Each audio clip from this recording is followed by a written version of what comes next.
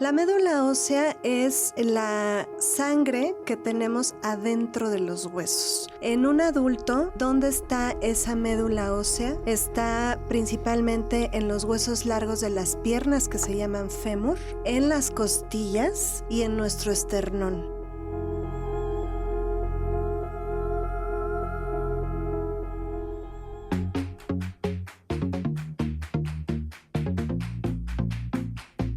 Salud, turismo, cultura, deporte, educación.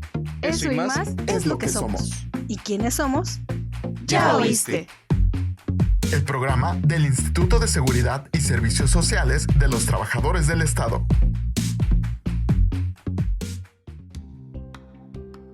Hola a todos, sean bienvenidos a Ya Oíste. Mi nombre es Cristian Ortiz y el día de hoy tengo el gusto de compartir por primera vez cabina con Ámbar Mora. ¿Cómo estás, Ámbar? Realmente estoy feliz. Gracias por dejarme estar aquí contigo. También estoy muy contento porque tenemos la presencia de la doctora Luaraluz Arana Luna, hematóloga, quien nos va a hablar del tema de trasplante de médula ósea. Hola a todos, muchas gracias por la invitación. Yo también estoy contenta de estar aquí con ustedes. Es importante, creo, que usted nos pueda platicar y despejar las dudas que tenemos acerca de este tema porque todo el mundo lo desconocemos. Cuando empezamos a investigar, como Cristian lo decía hace ratito fuera de micrófonos, nos preguntábamos, bueno, ¿y qué es este tema? ¿De qué se trata? No lo sabemos y podemos hablar del trasplante de médula ósea. Claro que sí, es un tema poco conocido, como ustedes lo dicen, pero pues bueno, para eso estamos el día de hoy. Entonces, básicamente, el trasplante de médula ósea es poner una médula ósea sana en una médula ósea enferma. Y para eso pues necesitamos a nuestros donadores. Muchos confundimos la médula ósea con la médula espinal, ¿no? Y pareciera que sí es lo mismo, pues es hueso y hueso, pero ¿cuál es la diferencia? Ok, la médula ósea es la sangre que tenemos adentro de los huesos. En un adulto, ¿dónde está esa médula ósea? Está principalmente en los huesos largos de las piernas, que se llaman fémur, en las costillas y en nuestro esternón. Adentro de ese hueso hay una sangre grumosa que se llama médula ósea, que es exactamente el tuétano que nosotros a veces pedimos en los restaurantes. Es eso que vemos y que nos comemos y que sabe muy rico. Lo mismo tiene el ser humano y lo tenemos adentro de estos huesos largos. Ese tuétano o esa sangre que es más grumosa, adentro está formada por los tres principales grupos de células, que son los glóbulos blancos, los glóbulos rojos y las plaquetas. Adentro de ese huesito se van a formar, se van a nacer, se van a desarrollar los tres grupos de células, y cuando estén listos y preparados van a salir de su casa, que es la médula, hacia la sangre circulante y van a andar rondando por toda nuestra sangre esos tres grupos celulares para ejercer la función de cada una de esos grupos de células. Y esa es nuestra médula, que tiene que ver con todo el sistema de creación de la sangre, o en términos médicos, hematopoiesis. Nos hablaba de meter esta médula ósea en en un paciente donde su médula ósea no esté sana. Pero ¿en qué caso se da o bajo qué circunstancias? Porque no me imagino ni siquiera el cómo descubrimos que hay un daño en esa parte, ¿no? Porque va a ser muy complejo. ¿Cómo le hacemos? Bueno, principalmente la médula ósea se puede enfermar,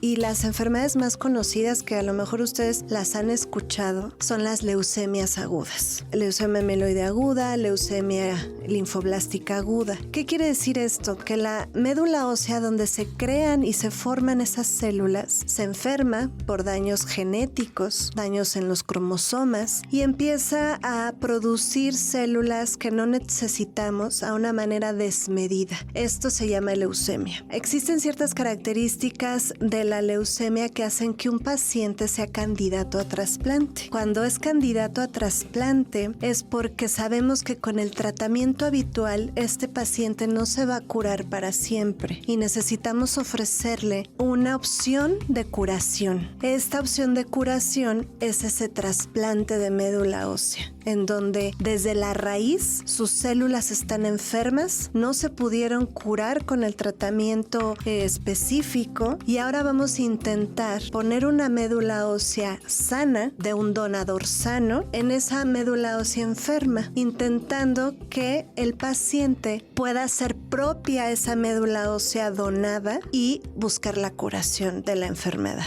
O sea, la médula ósea se trasplanta después de los tratamientos, después de las quimioterapias o radioterapias a las personas enfermas de cáncer. Ok, las recibe. ¿Sí es factible que la persona la pueda aceptar o sí le pueda ayudar a curar? Ya una vez que nosotros planteamos que ese paciente es candidato a que se le haga un trasplante, pues vemos de dónde vamos a sacar esa médula. Existen dos fuentes. Los donadores relacionados, que son dentro de la propia familia del paciente, y los donadores no relacionados, que son personas extrañas, ajenas. Los donadores relacionados hay dos vertientes, los que son 100% compatibles, como los hermanos, porque una persona cuando nace adquiere la mitad de la mamá y la mitad del papá. Eso es lo que nosotros buscamos en los estudios de compatibilidad. A eso se le llama HLA, que es un sistema en el que se reconoce lo propio de lo no propio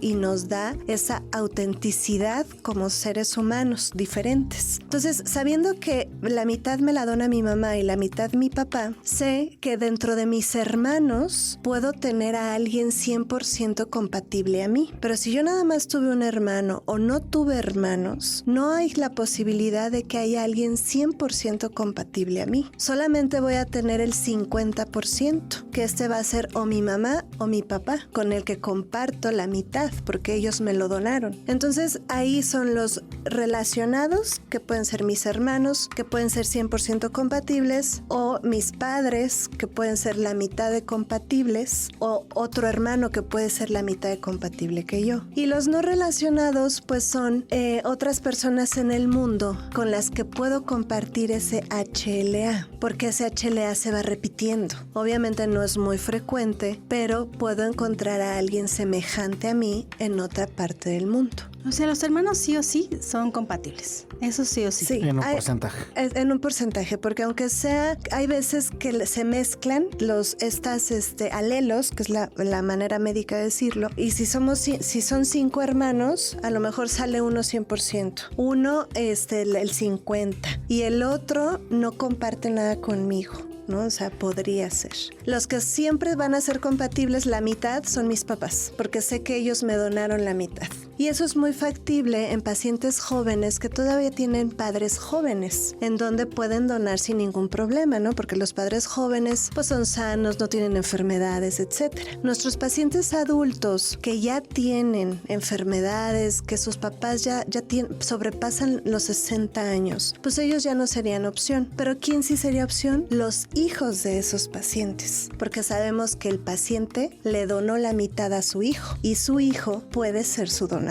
Ahora que comentaba las posibilidades de los hermanos, me imaginé como este experimento de la secundaria de los que eran de los chícharos, para explicar el tema de Darwin y de los de la herencia. De la herencia genética. Habrá unos que sean igualitos y habrá otros que no. Y eso, pues me imagino que complica mucho las cosas, como lo comentaba ahorita. Pero ¿qué pasa o cómo es posible cuando no es nada? O sea, ¿cómo se da esa compatibilidad con otras personas que no son de mi familia? A mí eso me llama mucho la atención porque, o sea, dice, se repiten, pero, o sea, es que alguien más tiene los genes de mi familia, pero en otro lado del mundo, ¿o cómo? Pues yo creo que, bueno, no sé, tal que la doctora nos explique, puede ser por la mezcla, obviamente, de sangre que se va dando, que llega un momento en que, se vuelve a mezclar igual, ¿no? Creo yo. O similar. O similar. Porque estas mezclas no son infinitas. Entonces, en algún punto hay repetición del HLA. Es simplemente por eso, entre más crece la población mundial, pues más posibilidades tenemos de que ese HLA se repita en alguien. Digo, lo difícil es encontrarlo.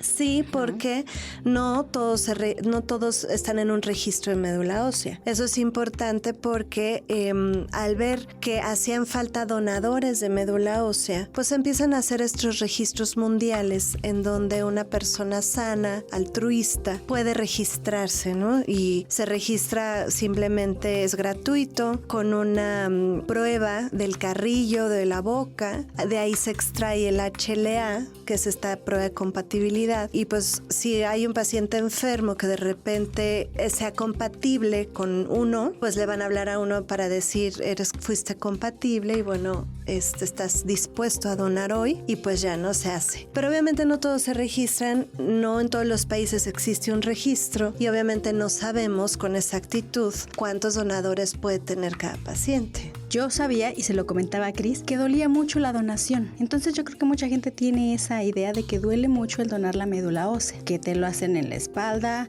que te lo hacen con una aguja muy larga, que te lo hacen sin anestesia. Entonces creo yo que por ahí también puede ir el tema de si nos da miedo donar sangre porque nos van a picar el brazo. Exacto. Sí, claro que esto es una idea que estaba muy arraigada en la donación. Sí, esto se hacía antes. Definitivamente el donador entraba a hospital, se preparaba un quirófano para él, se le anestesiaba como si se le fuera a operar de algo, y los hematólogos entrábamos a quirófano para extraer la médula o ese tuétano del paciente, del donador. Y sí, se hacían con unas agujas grandes de la cadera posterior. Obviamente se hacía con el paciente dormido para que no sintiera dolor, pero ya cuando despertaba pues sentía mucho dolor. Había en ciertas ocasiones que el paciente tenía anemia de tanta sangre que se sacó también por ahí. Entonces, con el paso de los años, este método fue cambiando. Actualmente, más del 90% de los trasplantes se hacen de sangre periférica. ¿Y a qué me refiero con esto? Pues que ya no son métodos invasivos. ¿Qué se le hace al donador?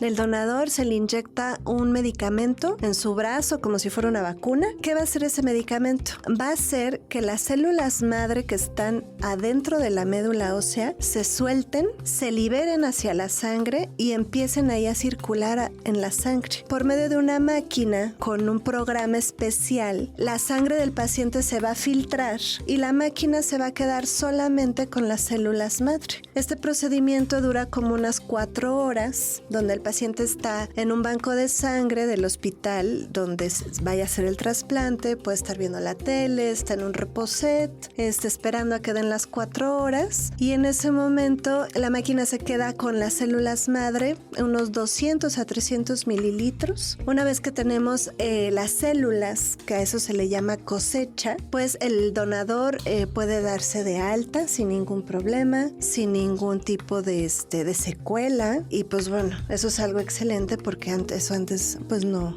existía.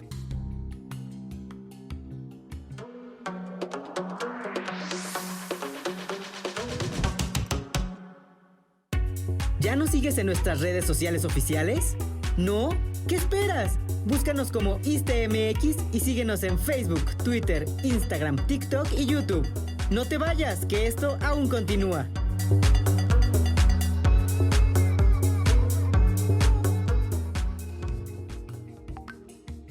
Sí, y sobre todo no te lo imaginas, ¿no? Al menos yo soy como muy visual y como nos va narrando trato de irme imaginando y sí suena algo beneficioso para todos, ¿no? Porque por un lado evitas el proceso del dolor del donante, pero también facilitas la donación para muchas personas, porque es como o sea, ya no es como que la persona tenga que viajar a donde tenga que estar la persona que necesita la donación, sino lo puede hacer en cualquier banco de sangre, por así decirlo, siempre y cuando cuente con el material, ¿no? O corríjame si me equivoco. Sí, cuando son familiares, pues todo se hace en el mismo hospital. En el caso de que sea un donador extranjero o un donador que haya resultado compatible en otra parte del mundo, se hace este mismo proceso de la donación en el país del donador. Esas células se van a congelar y se van a transportar en nitrógeno líquido, en un tanque de nitrógeno líquido portátil, en avión, porque hay permisos especiales y todo para esto, hasta el país en donde se requieran. Una vez que llegan al país donde está el paciente, las células llegan al hospital, congeladas igual, y ya están listas para que el paciente las reciba.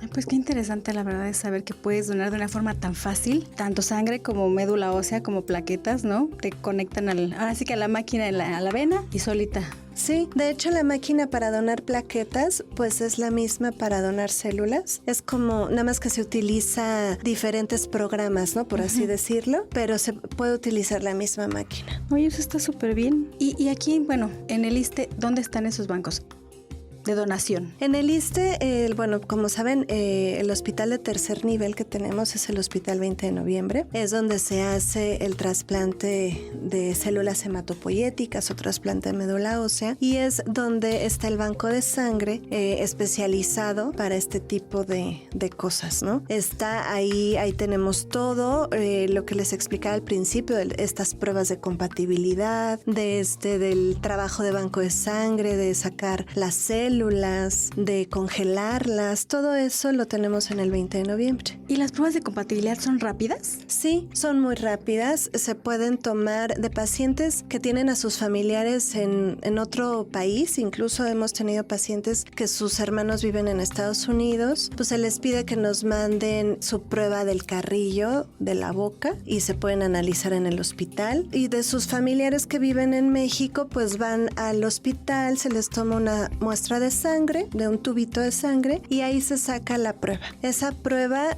más o menos nos las están reportando en no más de 2 semanas aproximadamente. Se le tiene que sacar prueba sangre al paciente y a sus posibles donadores para hacer la comparación de esta compatibilidad. Ahora, en términos de estadística, ¿qué tanto, digamos, de todas las personas que llegan a tener leucemia, cuántos, en un porcentaje, cuántos llegan a necesitar la donación, por ejemplo?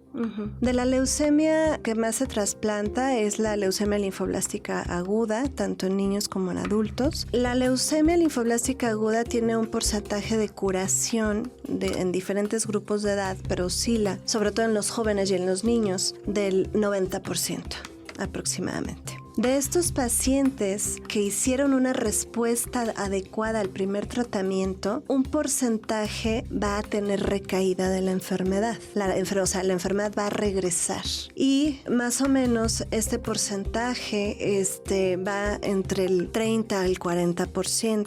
¿Qué pasa cuando la enfermedad regresa? En ese momento el paciente automáticamente se vuelve candidato a trasplante. Porque si la enfermedad regresó una vez, va a regresar otra vez y así. Porque detrás de esa recaída hay explicaciones genéticas, que quiere decir que hay muchas alteraciones en los cromosomas y en toda su DNA que no va a permitir que ese paciente se cure, y por eso habría que hacer un trasplante. Que relativamente es un porcentaje alto, ¿no? Sí.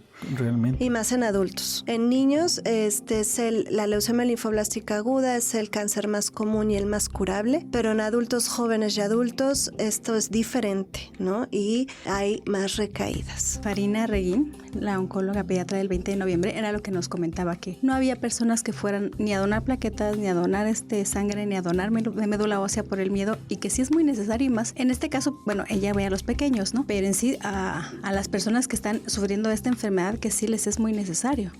Sí, claro, más allá de concientizar a las personas sobre la necesidad de un trasplante, que la verdad es que con los familiares no hemos tenido problema, o sea, les puedo decir que en más del 99% de las veces el familiar sabe que él es el candidato y sin problema dice: yo le dono lo que sea a mi familiar, ¿no? Pero cuando se trata de donaciones de sangre, de plaquetas, a los propios familiares, ellos ya donaron, ¿no? Y dicen, bueno, ¿y ahora quién? Eso les cuesta mucho trabajo, porque volvemos a lo mismo, falta altruismo, ¿no? Eso es una realidad. Aún cuando te registras pueden pasar años hasta que te contacten y te digan: necesitamos una donación de tu parte. ¿En México se da también el mismo proceso o es diferente? Porque si no mal recuerdo, eran 7 años, ¿no? Entre el que se registraban y que podían contactarte. Sí. Bueno, varía mucho. La verdad es que, por ejemplo, si una persona se registró a los 18 años, pues puede estar en lista de ser un posible donador hasta que cumpla 40, que por lo general los registros, esa es la edad tope, los 40 años, ¿no? Un donador donador joven es un mejor donador. No digo que los de 40 no sean jóvenes, por supuesto que no, pero más aludida, ¿eh? más jóvenes, ¿no? Entonces, pero una persona que se registró a los 35, probablemente su tiempo de ser donador es menor. Y sí puede pasar mucho tiempo. ¿Por qué? Porque muchas veces este HLA se repite, pero ellos escogen al más compatible. Cada paciente tiene un número de posibles donadores y ellos, el médico que encabeza el trasplante, tiene que escoger el que sea más compatible. Y no solamente eso, tiene que ver la edad, el género y varias cosas. Yo creo que para eso tiene que esperar tanto, ¿no? Para que le vayan llegando y tenga pues el abanico de posibilidades. Exactamente. Ok, entonces, por ejemplo, yo si tengo 38 años, ¿ya no vale tanto la pena registrarme o sí? No, yo creo que sí, porque a ver, todavía estrictamente serían 2 años, pero hay veces que en la lista no encuentran a nadie y a lo mejor hay alguien de 45. Pues se le dice a ese y se le dice al médico y dice, tomas a este donador y el médico ya decidirá. Por eso lo preguntaba, porque a veces es como de, bueno, ya ni modo y me voy, ¿no? O sea, siempre hay posibilidades, ¿no? Sí, exacto. Y la otra que me generaba duda es, ¿cuáles son las condiciones o de salud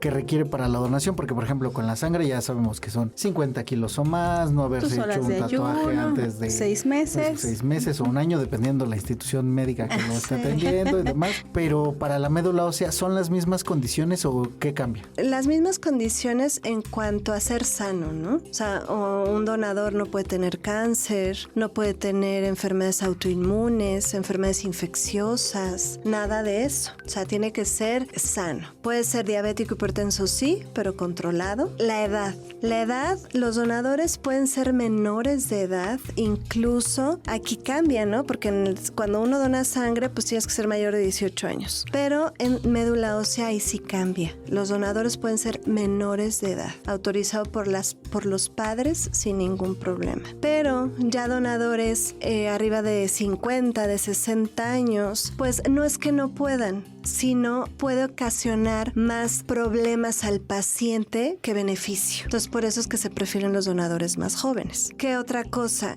Pues en general, pues no consumo de estupefacientes, tatuajes igual más de 1 año. Digo, la parte de la edad sí es importante, la diferencia, sobre todo porque tienes que ser mayor de edad, sí es muy limitante a veces, pero eso creo que ayuda muchísimo porque como son células más jóvenes, con un organismo diferente, pues tiene más posibilidades de éxito, ¿no? ¿Y los menores de edad, desde qué edad? O sea, 5, 4, 7 años. Ahí depende mucho del peso, porque estamos viendo que el paciente o el donador va a una máquina, ¿no? En donde se le va a extraer su médula, su sangre filtrada, por decirlo así. Entonces, ahí depende mucho del peso del paciente. Casi siempre, nunca se tienen problemas con pacientes que pesen más de 10 kilos. Ahora, sabemos que esos pacientes que son menores y si le donan a su hermano, por ejemplo, que pesa 60 kilos, va a ser más difícil obtener ese número de células porque el paciente de 10 kilos tiene menos sangre y el paciente de 60 kilos necesita más células. Entonces ahí puede ser un proceso un poco tedioso hacer varias veces la cosecha o el acto de extraer sus células por la diferencia de los pesos. Pero cuando son pesos semejantes, pues no hay ningún problema, y cuando pesan menos de 10 kilos, ahí sí es la expertise del banco de sangre, y más chiquitos probablemente sea un poco más difícil.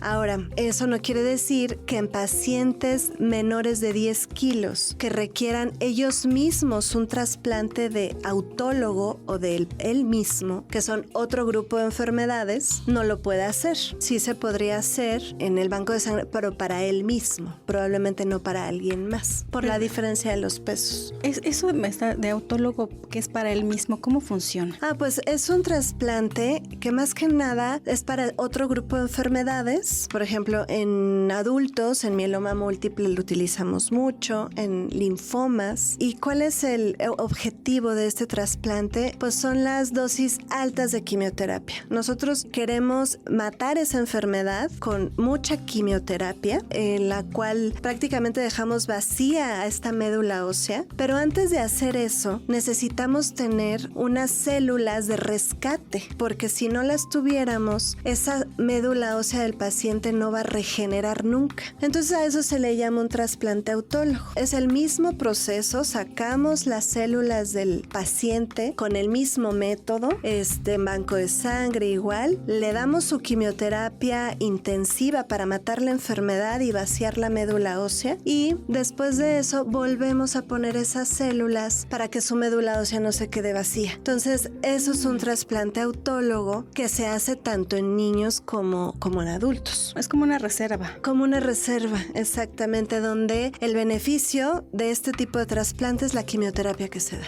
Sí, al final es 100% compatible, Exacto. o sea, no hay Así ningún es. problema, ¿no? Sí. Hablaba de hacer diferentes cosechas. ¿Qué tiempo debe de haber entre una y otra, o cuál es el criterio a tomar para decir ya es momento de hacer otra cosecha? Eso es súper importante, porque nosotros calculamos de esa bolsita que les digo que obtenemos al final de la recolección de células. Se hace una cuenta. Entonces en banco de sangre nos dicen, en esta cosecha obtuviste 2 millones, 4 millones, 6 millones. Pero para cada trasplante necesitamos cierta cantidad de millones de células por kilogramo de peso del paciente. Para un trasplante autólogo, lo ideal es que tengamos más de 2 millones de células por kilogramo. Para un trasplante de donador relacionado, o sea, de donador de hermanos, por lo menos más de 4 millones por kilogramo. Entonces, al final de las 4 horas de recolección, en banco de sangre nos van a decir, esta es la cuenta que salió. Si tú no alcanzaste esa cuenta, pues se puede hacer una segunda cosecha al día siguiente para tratar de completar esta cuenta. ¿Y por qué es importante completarla? Porque con eso yo aseguro que la médula ósea a la cual le di quimioterapia tenga una buena recuperación y tenga algo que se llama injerto, que es justo el acto de que esas células donadas lleguen a la médula ósea del paciente y empiecen a generar. Entonces, por eso es tan importante el número. La médula, bueno, el trasplante de médula ósea puede curar, o más bien está para tratamientos de cáncer, en este caso, pues la leucemia. Y me dijo Mieloma múltiple. Exacto. Es autólogos.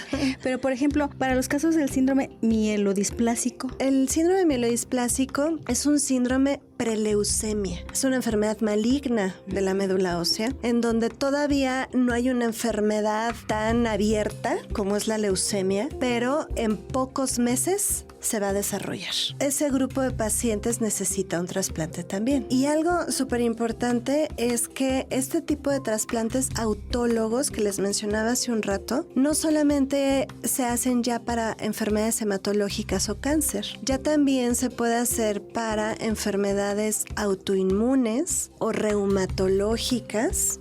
Una de ellas es la esclerosis múltiple, en donde también el paciente se ve beneficiado. Enfermedades reumatológicas como esclerosis sistémica, etcétera, en donde hay un beneficio a la enfermedad.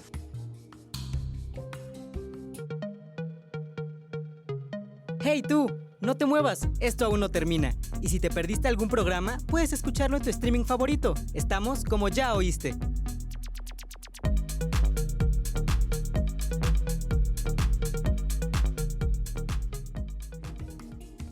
Ahora una pregunta, yo estaba escuchando que también este tipo de, se puede decir médula, se puede obtener del cordón umbilical. Así es, como hablábamos de las diferentes fuentes de dónde podemos obtener la médula, hablábamos al principio que era de la cresta ilíaca, ¿no? Directamente del hueso. Luego hablamos de la sangre periférica y al último del cordón umbilical. Entonces sí, efectivamente, al momento del nacimiento, si el cordón es donado, pues se saca la sangre que sale de ese cordoncito y se guarda y se congela, así como les describí antes, y se puede quedar ahí congelado mucho tiempo esa sangre de cordón. ¿A quién le va a servir esa sangre de cordón? Pues a un paciente con una enfermedad hematológica que se pueda beneficiar de esa sangre sana, por decirlo así. Y realmente aquí entra otro tema que ahorita me entró para poderles comentar, que que si sirve guardar el cordón del bebé para él mismo, entrando en el entendido de que si un ser humano se enferma de un cáncer hematológico, la misma sangre de su cordón no le serviría para poderse curar de ese cáncer hematológico. Porque ya trae como la genética predispuesta. Porque pues es la misma sangre. Necesita una médula ósea nueva, sana, como lo habíamos descrito al principio. Entonces es mejor donar ese cordón a investigación, hacer un banco de cordones para que en algún punto algún paciente con una enfermedad, un cáncer hematológico, lo pueda utilizar. Porque así como nosotros podemos ser candidatos a donadores de médula, los cordoncitos que están en los bancos de cordones también pueden ser candidatos a ser donadores, por decirlo así, ¿no? Pues la verdad es interesante el saber que que ustedes, jóvenes, pueden ser donadores, ir al banco de sangre o anotarse en, no sé si hay asociaciones, aquí en el 20 de noviembre, pues para poder salvar vidas y que tengan claro que no es como antes, ya es una cuestión mucho más fácil, mucho más rápida e indolora. Exactamente, o sea, el donador no va a tener secuelas y sobre todo concientizar que adentro de la familia puede estar el donador, sin ningún problema lo podemos encontrar en papá, en mamá. Hay gente que, bueno, no tiene ni papá, ni mamá, ni hermanos.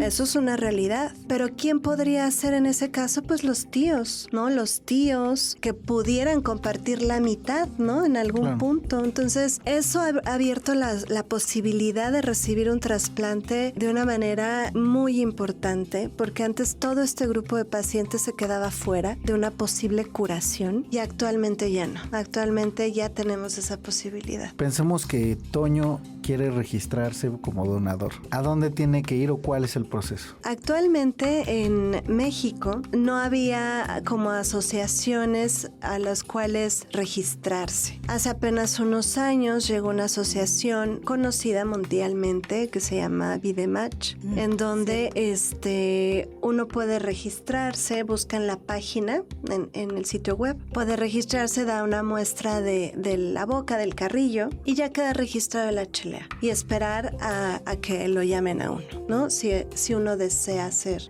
donador. La verdad es muy difícil, la gente no es, como tú lo decías, tan altruista, pero pues ojalá y con este programa podamos mover tantito la conciencia y las ganas de poder ayudar. Sí, claro que sí, es muy importante, y que en la familia, dentro de la familia, pues no haya tampoco ningún tipo de miedo, que el donador siempre va a estar seguro, que la verdad las secuelas son nulas y pues pueden salvar la vida, ¿no?, de su familiar. Ok, extraemos la sangre y estas células, ¿cómo se le injertan o cómo se lleva a cabo la aplicación de las células? No sé cómo se llame. Si tenemos que llegar a la mitad del hueso, ¿cómo es que se hace? ¿Igual se hace como antes con una jeringa así grande o igual es a través de la sangre? Igual a través de la sangre se transfunde como si fuera una solución salina, como si fuera una bolsita de plaquetas, una bolsita de sangre. De la misma manera se pasan las células. Cuando vienen congeladas, se descongelan en baño María a pie de cama del paciente y se pasan en ese momento, en unos 15-20 minutos,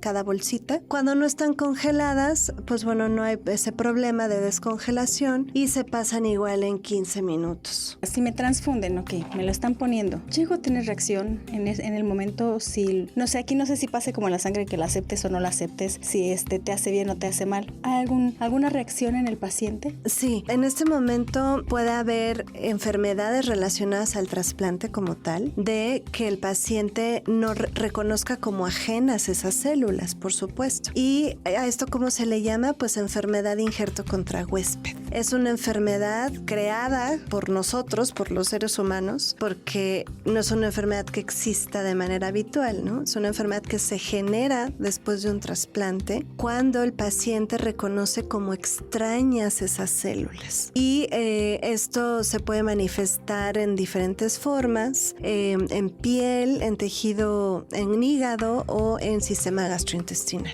Hay varios grados, los grados leves y los grados graves. Los grados leves suceden aproximadamente 40-50% de los pacientes y tampoco es tan malo porque responden muy rápido a tratamiento y sabemos que se está generando una interacción en contra de la enfermedad, ¿no? Es una respuesta autoinmune. Pero los grados graves, pues bueno, sabemos que pueden ser fatales. Todo eso es una complicación propia del trasplante, que afortunadamente el porcentaje es menor. Ahora, eso es como no al momento de la infusión, al momento de que uno le está pasando las células. Si las células vienen congeladas, pues con ese material con el que se congeló, puede ocasionar un poquito de náusea, de malestar, sube un poquito la presión, pero nada más. Si las células no vienen congeladas, las reacciones son muy pocas, a lo mejor un poquito de sensación de dolor de cabeza y de pesadez, pero nada más. ¿Y de cuánto tiempo es el periodo de observación para saber si hay una reacción o no? Pues ese periodo nosotros esperamos el día del injerto, que así se llama, que es el día en el que el paciente ya recuperó después de esa quimioterapia que uno le dio y que ya vimos que no requiere transfusiones ni nada. Ese día le llamamos el día del injerto y vemos si esas células donadas ya son parte de él con una prueba de laboratorio. A partir de ese momento nosotros podríamos esperar que se genere esta enfermedad de injerto contra huésped, pero para eso el paciente ya va preparado con medicamentos que se llaman inmunosupresores, donde vamos a contrarrestar este problema. Y una vez que vemos que ese problema no está presente o que sí se presentó, pero ya lo solucionamos con tratamiento, pues el paciente se puede ir de alta. Y obviamente seguimiento muy estricto, ¿no? Por fuera. Pero por lo general, todo ese tiempo, desde que les platiqué que el donador llega al banco de sangre, todo le dona a su familiar, la quimioterapia, todo eso más o menos es como un mes de hospitalización. ¿Qué porcentaje de éxito hay en que alguien entre, pues no grave, pero que alguien entre con la necesidad de la transfusión para que su vida pueda ser pues plena, pues feliz? De curación. De curación, exacto. Aquí es diferente, el porcentaje cambia con las enfermedades. En una leucemia linfoblástica aguda, que era la enfermedad de la que hablábamos al principio, más o menos entre el 60 y el 70% de los pacientes se van a curar. O sea, esto es un muy buen porcentaje porque de nada, así no se hace el trasplante, a poderse curar en un 60-70%, pues es bastante. El otro porcentaje va a recaer, ¿no? La enfermedad, a pesar del trasplante, regresará. Y eso pues es como un estándar, ¿no? En lo que sabemos hoy en día de la enfermedad y el trasplante. ¿Una persona puede requerir más de un trasplante y le funciona? Sí se puede requerir más de un trasplante. Estas personas, por ejemplo, este 30-40% que recayeron después de un trasplante, si el paciente sigue en adecuadas condiciones, sigue sin ningún tipo de enfermedad, no se presentaron secuelas del trasplante, se podría volver a intentar un segundo trasplante, a lo mejor con otro donador, con otro tipo de quimioterapia, pero el paciente tiene que estar en condiciones aptas. ¿Cuántos trasplantes son los que una persona puede recibir? Pues por lo general en la bibliografía pues no hay más de 2, ¿no? En este tipo de trasplantes halogénicos hay un trasplante al principio, si recae, se puede ofrecer un segundo trasplante si el paciente está en condiciones adecuadas, pero ya para el tercero, la propia enfermedad, todo lo que implica el trasplante, ya no hay posibilidad de tener un éxito. También, obviamente, durante este tema de investigación, pues nos topamos con donación de sangre y donación de plaquetas, ¿no? Uh-huh. ¿Cuál es la diferencia o se puede hacer todo en un mismo proceso? Porque sí nos generó muchas dudas. Incluso en algún momento pensamos en abordarlo en conjunto, pero sí nos dimos cuenta que eran como temas diferentes. Pero para que la gente lo entienda, ¿cuál es la diferencia entre donar sangre, donar plaquetas y médula? Digo, ya nos queda claro el tema de la médula, pero a mí sí todavía un poquito y las plaquetas en dónde quedan? Ah, ok. Primero, cuando uno llega como donador al banco y uno ya pasó el filtro de la edad, del peso, de que si es sano y si no es sano y todo esto, ya te dicen, bueno, pasa, y si vas a donar plaquetas y sangre, te van a tomar una biometría hemática, que es donde viene registrada la hemoglobina y tus plaquetas. Tienes que tener buen número de plaquetas, casi siempre arriba de 200,000 es lo que se pide, y el responsable en banco te revisa las venas de los brazos. Si ven que es una vena que se ve a simple vista, que es fácil de puncionar, pueden intentar que ese donador vaya a la máquina. ¿Por qué? Porque esta máquina, pues obviamente va a filtrar la sangre, y si no hay una buena vena, puede colapsar esa vena y ya no servir. No le va a pasar nada al donador, nada, pero el procedimiento no se va a poder lograr hasta el final. Entonces, buen número de plaquetas y una vena visible y puncionable, principalmente para eso. Cuando ese paciente o ese donador fue y no cumple las características para donar las plaquetas, se le ofrece donar sangre, porque es más fácil, porque bueno, al fin de cuentas se introduce una aguja en la vena del brazo y solo uno espera a que salgan 400 mililitros. Ya, una vez de que salió esa sangre, pues ya. Pensando en lo que nos decía del bloqueo que pueda tener la vena cuando no es como lo suficientemente amplia, con la médula no sucede. No, porque por lo general al donador le ponemos un catéter en su cuellito. Es un catéter, a lo mejor es lo más invasivo que le hacemos. Es un catéter ancho que va a ir directo al corazón, y por ese catéter manejamos flujos muy altos, no tenemos problema de que se colapse, no nos va a ocasionar de que ya no tenemos vía a la mitad de la cosecha, y para el paciente no va a haber ningún riesgo de que no se recolecten sus células. Es importante saber el tema. Yo me despejo muchas dudas. Creo que no me quedo con ninguna. No sé tú, Cris. No, la verdad no, ha sido como muy clara la explicación, sobre todo creo que muy reconfortante, porque por lo que nos platica la doctora es un proceso bastante sencillo que puede ayudar muchísimo y que creo que nos puede dar cierta tranquilidad de ir con confianza a donar cuando un familiar lo necesite, principalmente por la compatibilidad, o si nos inscribimos dentro de este programa de posible donador, que cuando llegue la oportunidad se pueda dar, porque también veíamos que decían que muchas veces sucedía que alguien se registraba y pasaba tanto tiempo que cuando le pedían donar ya no quería. Entonces era como qué triste o qué frustrante hacer el decir, ya encontramos a alguien de entre todas las posibles personas que hay en el mundo, y que esa persona se niegue a ser sobre todo muy triste y muy lamentable, ¿no? Sí, bueno, eso puede suceder. Pero como dijo la doctora, de verdad la población está creciendo tanto que ya puede ser un poco más fácil poder encontrar a alguien compatible. Entonces esperemos que no sea tanto el tiempo de espera, y que pues bueno, la gente se pueda animar a ir a donar. Es fácil, sencillo, rápido, indoloro, sobre todo lo indoloro, que era lo que en mi caso en algún momento me preocupaba. Sí, cómo no, con esas agujas y entrar a quirófano y todo, pues sí. Pero ahora, bueno, eso ya ha cambiado. Pues la verdad, yo no tendría nada más que agregar, salvo que usted nos quisiera compartir algo adicional. Pues nada más que, a pesar de la evolución que tenemos ya en el país con nuestros centros de trasplante, pues necesitamos más. Necesitamos más centros de trasplante para poder llegar a todos estos pacientes que lo necesitan, y el Centro Médico Nacional 20 de Noviembre es formador de recursos humanos para hacer eso, y esperamos que nuestros especialistas lleguen a cada rincón a poder hacer este cambio. Esto es para médicos. Sí. O para todo el personal de paramédicos, ajá. Okay. Sí, también creo que se hacen falta más donadores altruistas, ¿no? Que la gente se anime a acercarse y a donar un poquito de médula, de sangre, de lo que quieran para poder salvar una vida. Pues nuevamente reitero, esto ha sido un gusto para mí. Gracias, Ámbar, por darme la oportunidad de compartir por primera vez cabina contigo. Gracias, y doctora, a ti, Cris. muchísimas gracias por su conocimiento y sobre todo por una explicación tan clara que nos despeja muchísimas dudas. Muchas gracias a ustedes por la invitación, y pues hasta la próxima. Gracias, doctora Álvara. Yo fui Cristian Ortiz. Y yo, Ámbar Mora. Hasta la próxima.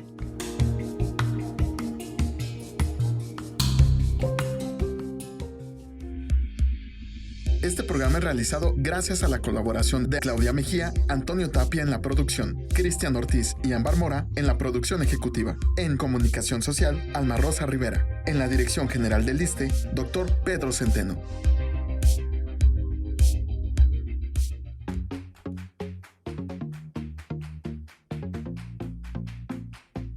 salud, turismo, cultura, deporte, educación.